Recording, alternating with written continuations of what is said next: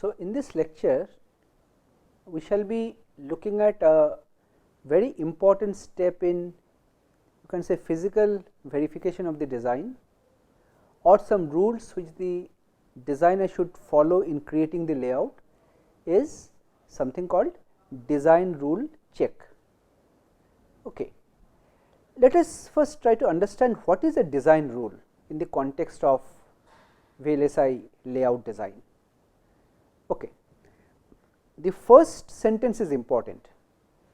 You see, as the processes are becoming complex, so on a layout we are having billions of these kind of rectangular shapes.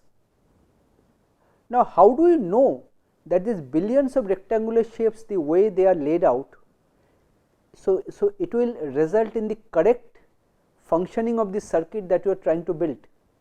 There can be so many issues. There can be two wires can be too close together, there can be a short circuit, or the width of the wire may not be wide enough due to some imperfection in fabrication. There can be a break, or it has become too much narrow, the resistance value has increased unnecessarily. So, there are a lot of sub issues which can take place during fabrication, which might lead to the failure of the device or the circuit. So, design rule says that, well, I can specify some rule of the thumb, like let us say a wire which is being laid out on, let us say, metal 1, I tell that the minimum length of the wire should be this and the minimum separation between two wires should be this. These will be my design rules. So, once the layout is created, which means again a set of rectangular shapes on the different layers. So, using an automated tool, I can verify whether these design rules are satisfied for all the rectangles and the pairs of rectangles which can interact, right. So, means it is a complex and time consuming process, but it is doable, all right. So, this is the basic purpose. So, it is difficult for the designer to understand the intricacies of the fabrication processes, the faults that can occur therein. Okay. So, the solution is to define a set of design rules. These design rules, they act as some kind of an interface between the designer and the person who is actually fabricating, the process engineer.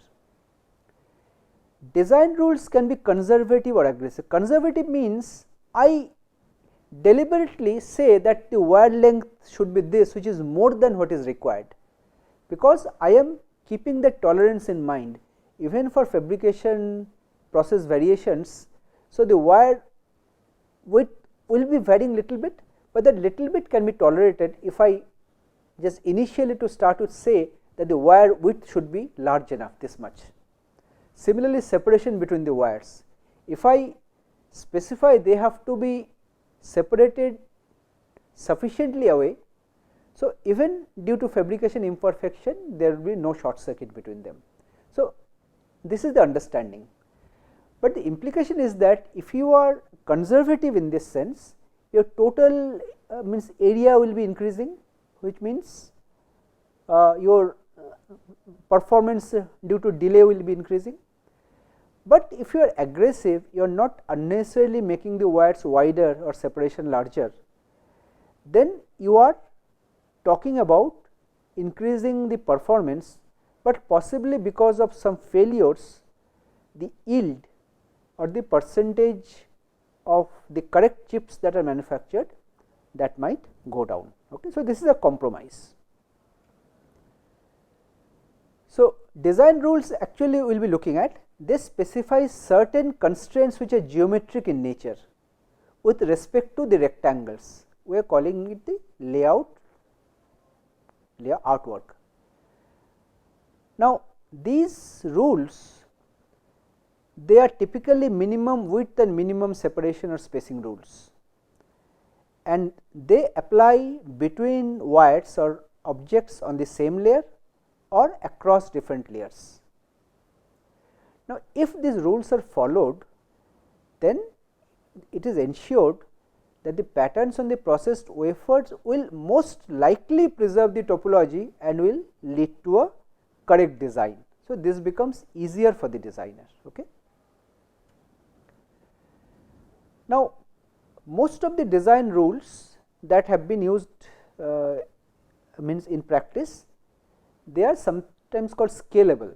Scalable means these rules are defined in terms of a parameter lambda. Like let us say, so we specify that a wire, let us say 2 wires running. So, the rule may say that the minimum width of the wire will be twice lambda and the minimum separation between the wires will be 3 lambda. But I do not say what is my value of lambda. So, as my technology scales down, devices become smaller and smaller, the value of lambda is also getting smaller and smaller. Roughly speaking, lambda is indicative of the size of the smallest transistor. The channel of the smallest transistor is typically represented as 2 lambda by 2 lambda. So, half the smallest transistor size, that can be treated as lambda. Okay.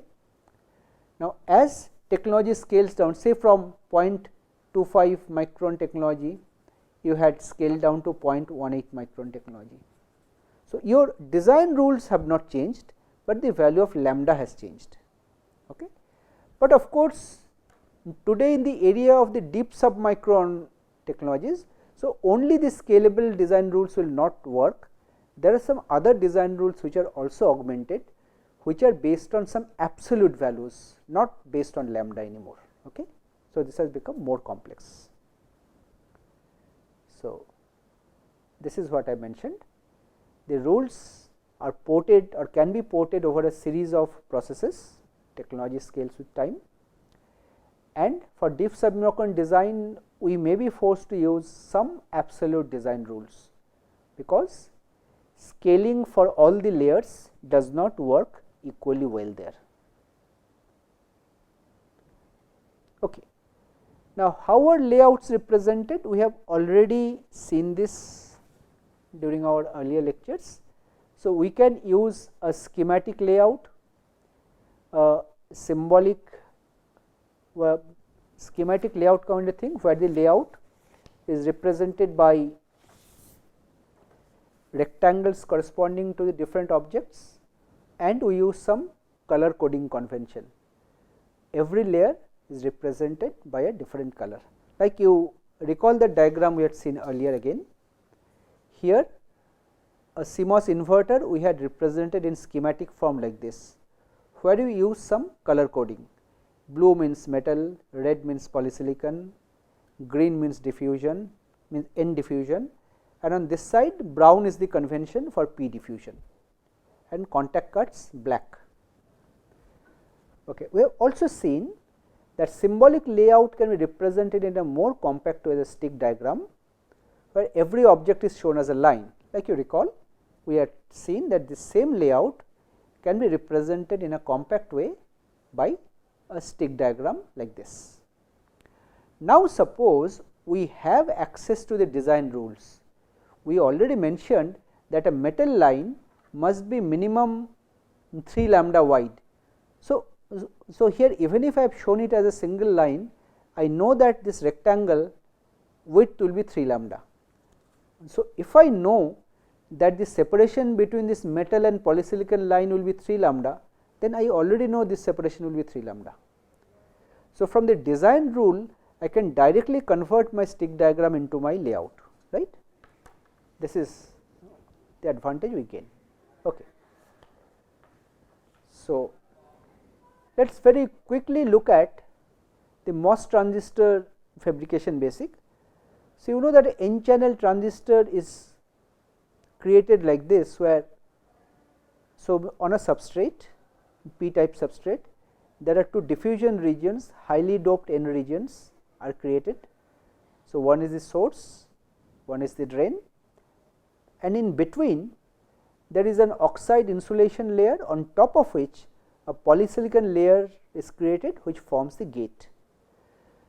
So, by applying a suitable voltage on the gates, so electrons can be drawn into the channel and the channel can conduct or not conduct. Equivalent circuit looks like this.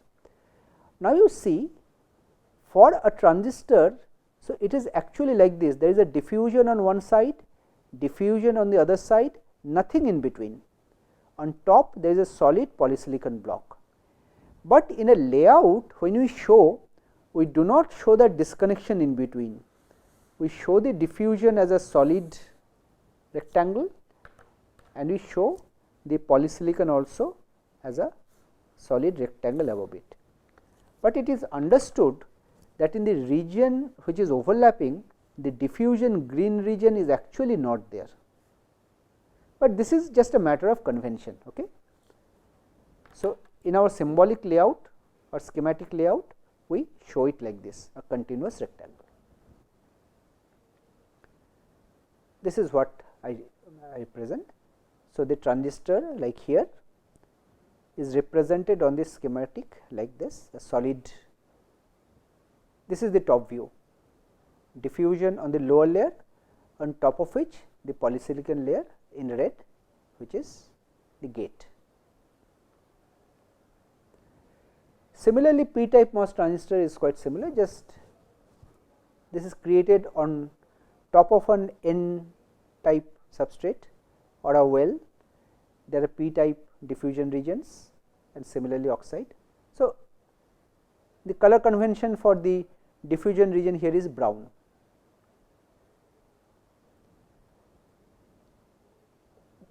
And just above diffusion and polysilicon layer, there can be several metal layers, metal 1, metal 2, 3, 4, 5, and the remaining space there is insulating oxide, you call it thick oxide.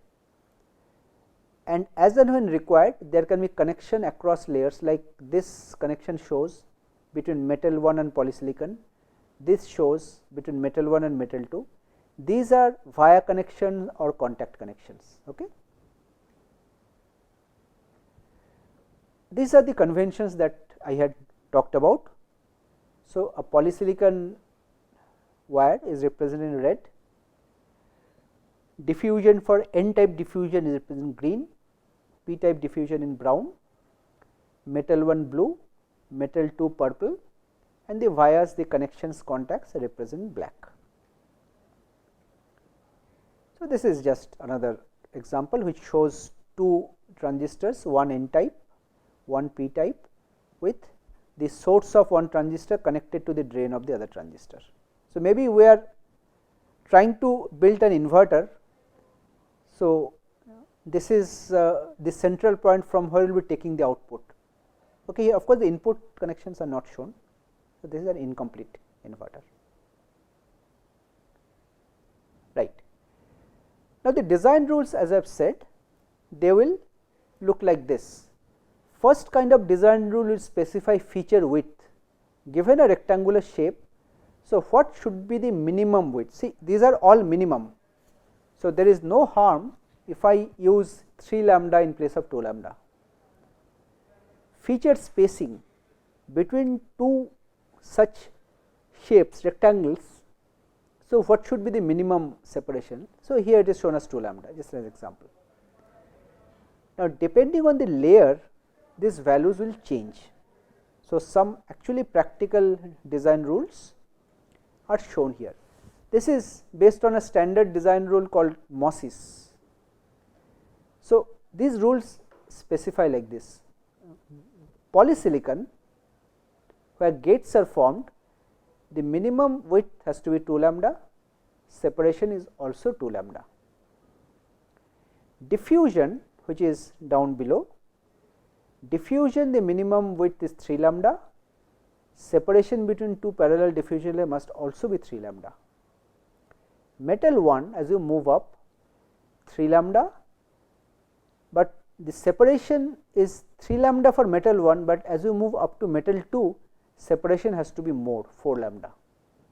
So, as you move up the layer, the separation also starts to increase. Okay. This also you should remember. Well, here the transistors are formed. So, a diffusion region and a polysilicon region is intersecting. Now, you see, so when a diffusion and polysilicon is intersecting, we have mentioned a few things, that a diffusion can be 3 lambda y in width and a polysilicon can be 2 lambda in width. So, this is the minimum, okay, 3 lambda here, 2 lambda here. And regarding overlap, on this side minimum 2 lambda should be there, on this side minimum 3 lambda should be there. So, if you do not keep this extra separation, means extra this polysilicon region here, then because of some fabrication error you may land up in a situation like this, where the polysilicon is not covering the whole channel and there will be a current flowing path irrespective of the voltage you are applying to the gate, right. Similarly, when there are two polysilicon and diffusion layers, these are not related on the two layers, there must be a 1 lambda separation between them. So, it is not desirable to have an overlapping like this, because it may accidentally form a transistor. Okay. So, there has to be a separation. Similarly, for contact spacing, so spacing between contacts, see, there should be 3 lambda spacing between two contact connections, and if there is a polysilicon line running, there should again be a 3 lambda separation between this polysilicon and this contact. This is for poly contact, polysilicon contact, polysilicon layer to metal. But for diffusion contact, diffusion to metal, this separation should be 4 lambda, from one contact to the other 4 lambda, again from diffusion region to a contact 4 lambda. So, if there is a polysilicon contact and a diffusion contact side by side, then there has to be a region of overlap which must be minimum 2 lambda. Now, regarding the via connection, so if you want to connect M2 to M1, then there for two such contacts, separation between them should be 4 lambda, and the size of the contact, the rectangle internally should be 2 lambda by 2 lambda, and separation on the fourth side should be 1 lambda each. Now, this is something which is not allowed, that means you cannot directly connect a polysilicon and a metal layer with a via connection. Via is only between two metals, metal 1 to metal 2. So, for connecting our polysilicon with a metal, you have to use a contact like this, right, 3 lambda. Fine. So, this is what we have already seen earlier, right. So, we can have a CMOS transistor, CMOS inverter using an NMOS and PMOS transistor. You can have a schematic layout as we have seen already, and schematic layout can also be represented by a stick diagram. Now, as you can see that for this same inverter, there can be multiple ways to lay out, like here I have shown two possible stick diagrams.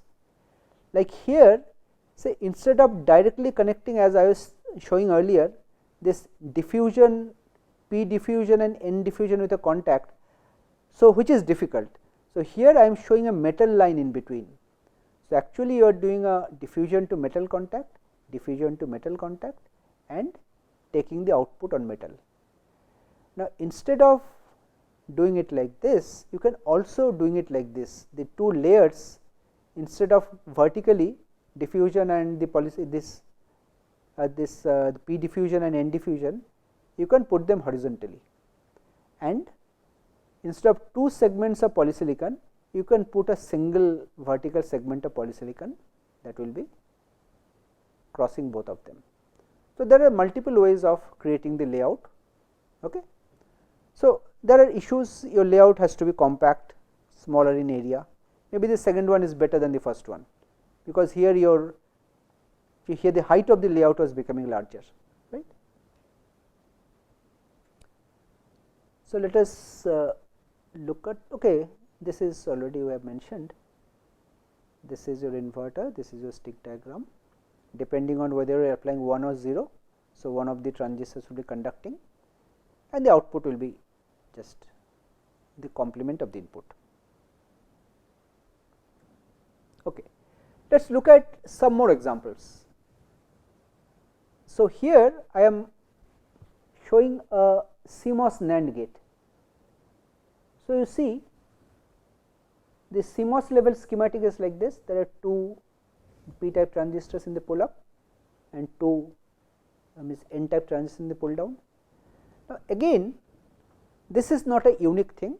So, I have shown one possible stick diagram to realize this. So, for this A and B transistors, there are two segments of p diffusion you can see.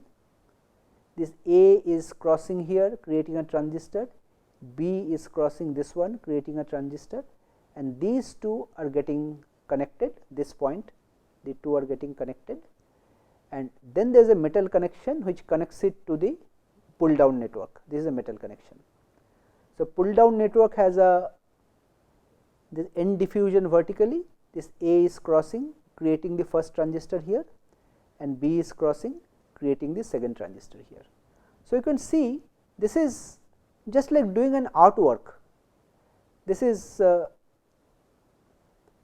way, see there are so many ways you can create this structure. So, you will have to correspond to this netlist and you will have to generate the connection on the different layers, so that you can create the transistors, you can create connection to VDD and ground and also connection to the output and the inputs. Let us take another example, NOR gate. So, NOR gate looks like this. So, you see NAND and NOR, the layouts are just reverse, the p type which was above. So, it is like a mirror image about a horizontal axis. So, layout becomes like this. So, now the n type transistors are coming in parallel, the p type transistors are coming in series, right. So, now the issue is that if you have a scenario where there are more complex gates you are trying to implement. Let us take one example here. Suppose we are implementing a function a, b or c bar, like let us just look at it once. So, we are implementing a function a, b or c bar. Now, exactly what will be the CMOS level circuit diagram for this? There will be a pull up and a pull down network. Let me show you the pull down network first. Pull down network will be having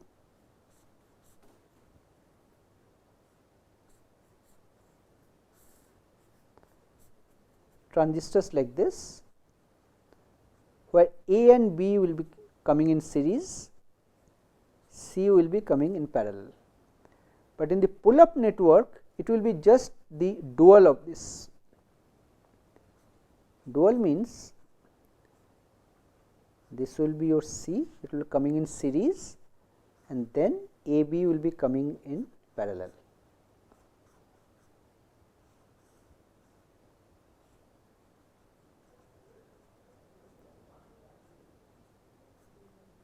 Something like this. So, you take the output from here f. So, this function, the way it works is like this. If this a, b or c, this condition is true, that means either both a and b are 1 or c is 1, then the pull down network will be conducting. If both a and b are 1, this path will be on. If c is 1, this path will be on. So, f will be connected to ground. But a, b or c bar means if you apply De Morgan's law, it will be a, b bar, c bar, which is a bar or b bar, c bar. So, the pull up network implements this. So, if you can say a and b, any one of them is 0, which means either this is conducting or this is conducting, and c is 0, which means this is also conducting, then VDD will be connected to F. So, output will be 1, right. So, this is a CMOS level schematic which you can generate very easily from a given function, but as you can see that the layout may not be that obvious. So, generating a layout for a complex function without the lines crossing each other is a challenging task. So, if you analyze this, it will look to be correct, but given any arbitrary function, how to get the best layout, that is not a very easy task. So, you can see here there are two transistors in parallel coming in the pull up, then one transistor series here, and in the pull down A and B are in series and C in parallel. So, you can have contacts in different, see here there is an interesting thing here. You required a contact here and on metal you are bringing here. Why? Because already a polysilicon wire was running like this, and if you directly brought this diffusion green wire down here, then another transistor would have formed here. This green and this red would be crossing. So, you have to be careful about these things. So, for a CMOS design, the generation of the CMOS level netlist, like in this example which I had shown, this is fairly straightforward. Given any negative function, CMOS cannot implement a positive function. Like if you have a function like f equal to AB or CD, so a single CMOS gate cannot implement this. So, you will have to implement first the NOT of this, then again an inverter after that. Okay. But translating from this into a layout is not easy, but the intermediate step may be easier for you. This topology you directly map into a stick diagram, and from the stick diagram you try to generate the layout. That is typically what you see. This has a correspondence with the topology of the schematic which I have drawn, this one, right. So, they approximately represent a similar structure. So, this is what I wanted to know, and design rules help in this. Once you have a layout, you can automatically convert the layout or the stick diagram layout into the actual layout where the width and separation of the wires are defined. So, design rule check helps you in two things: one, in automated generation of the layout, and after doing a lot of transformations, like you will see later we will talk about layout compaction. So, after doing some compaction, well, there might be some problems arising somewhere in the chip, and because of that single problem the entire chip might fail. So, at the end you can also carry out a design rule check to find out if any such design rule violations have actually taken place, right. So, with this we come to the end of this lecture. Now, in the next lecture, as I have said, we shall be looking into different ways of reducing the area of the layout compaction. Thank you.